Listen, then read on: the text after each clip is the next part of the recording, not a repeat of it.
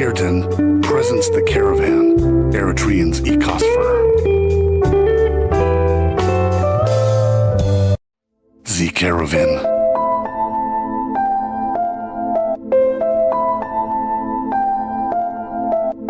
Under the editorial leadership of EriTune, the Caravan presents Eritrean Ecosphere. Our channel delivers messages you won't find in the distorted and convoluted mainstream media owned by the neocon hegemonic juntas, who are insatiable in their quest to dominate every sphere of information to meet their greedy ambitions. The Caravan, a conservative media platform, brings you tangible, well-researched topics, events, and issues. We encourage everyone to suggest and comment on our topics, fostering a community of informed and engaged individuals. The Caravan is conservative right-wing media and tells stories as they unfold.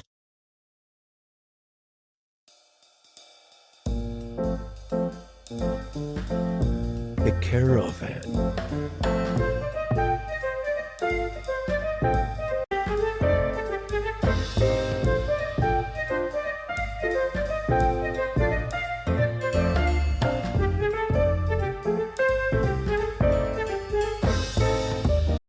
Today's topic focuses on the Marxist-Leninist leg of Tigray, also known as TPLF, and its chronic deception vis-a-vis its handlers are trying to avert the Eritrean solid principles of self-reliant strategies. This topic is an excerpt from an interview given by Professor Mohammed Hassan and an acclaimed historian, conducted by Grégoire Laliou, an author, a Brussels-based team of independent investigative journalists directed by Michel Collin. Collin is a journalist, writer, and militant for peace.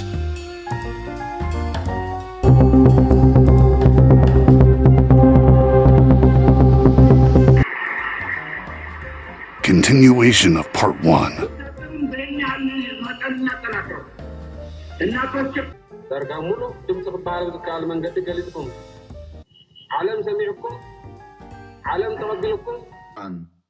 Everything you're not supposed to know about Eritrea. Part Eritrea. Image and reality. The Horn of Africa, known for warfare, famine, and poverty, includes Eritrea, a country that believes it can escape this vicious cycle. Despite its efforts, the international community views Eritrea as a pariah state, subject to UN Security Council accusations. Mohammed Hassan sheds light on Eritrea's situation and its perception in the international arena. UN sanctions and accusations. The UN Security Council recently imposed sanctions on Eritrea, accusing it of supplying arms to Somali rebels. However, Mohammed Hassan argues that these accusations are based on lies aimed at destabilizing the Eritrean government. Despite an arms embargo on Somalia since 1992 and international controls, the Security Council has no concrete evidence to support its claims, reminiscent of the false claims about weapons of mass destruction in Iraq. Even the U.S. Assistant Secretary of State for African Affairs, Johnny Carson, acknowledged that Somalia is awash with arms from the black market and does not need to source them from Eritrea. Tensions with Djibouti.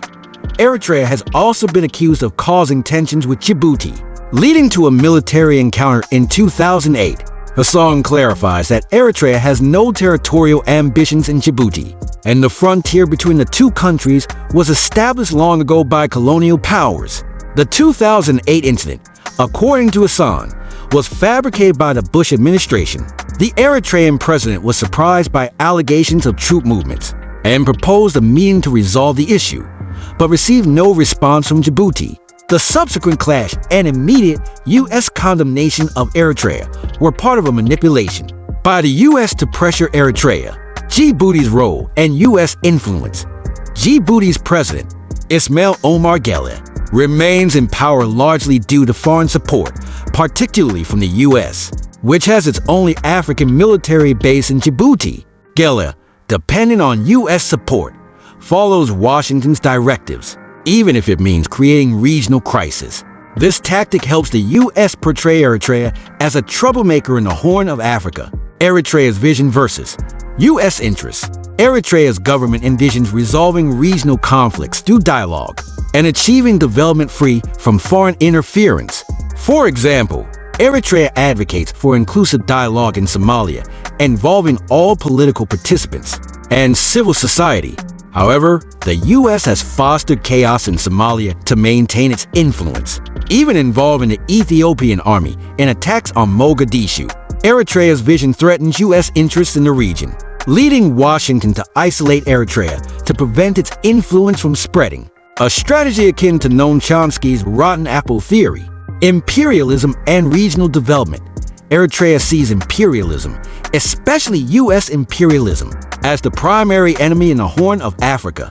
The region, with its strategic location and abundant resources, could prosper without neo-colonial interference. Eritrea advocates for regional unity and cooperation to escape poverty and underdevelopment. However, the U.S. seeks to maintain its control over this strategic area and its resources, pressuring Eritrea to alter its policies. Eritrea's struggle for independence. Eritrea's fight for independence, the longest in African history, began with its colonization by Italy in 1869. The European powers, competing for colonies and resources, agreed on a division of Africa at the Berlin Conference of 1885. Italy, seen as a lesser threat, was invited by Britain to establish a presence in the Horn of Africa to counterbalance France and Germany. Ethiopia's unique position. Unlike Eritrea, Ethiopia remained uncolonized due to a compromise between France and Britain, who had conflicting colonial ambitions. Menelik II, with the support of colonial powers, ruled Ethiopia, allowing access to its resources. Although Ethiopia was not colonized, it was not truly independent, with Menelik II acting as an agent of imperialist powers within a feudal system, marked by severe inequalities. Italian colonization of Eritrea. Italy's colonization of Eritrea brought significant development, with investments in infrastructure and plantations. However, the colonial system was discriminatory, with black Eritreans having few rights compared to whites. Italian colonialism, driven by a desire to restore national honor after a defeat by Menelik II, was marked by racist attitudes. World War II and Eritrea's fate. During World War II, the British ousted the Italians from Eritrea and took control of the region. After the war, the fate of Eritrea was debated, with the Soviet Union advocating for its independence and Britain proposing division based on religious affiliations. Ultimately, the U.S. argued for Eritrea's attachment to Ethiopia, citing strategic interests. This decision led to the longest struggle for independence in Africa. U.S. strategic interest in Eritrea. Eritrea's strategic location made it valuable to the U.S., especially during and after World War II. The U.S. established significant military and intelligence operations in Eritrea, including a major telecommunications base in Asmara. John Foster Dulles, a key figure in U.S. foreign policy, admitted that Eritrea's attachment to Ethiopia was driven by U.S. strategic interests, disregarding the Eritrean people's wishes.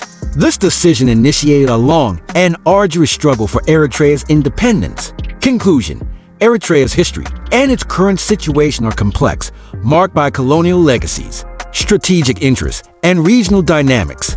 The international community's perception of Eritrea as a pariah state contrasts sharply with the country's vision of self-reliance, development, and regional cooperation.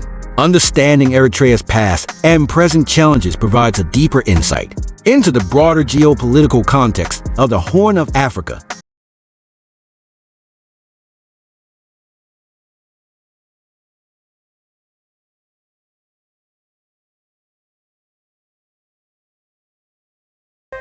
No one should tell your reality but you. Thank you for watching The Caravan.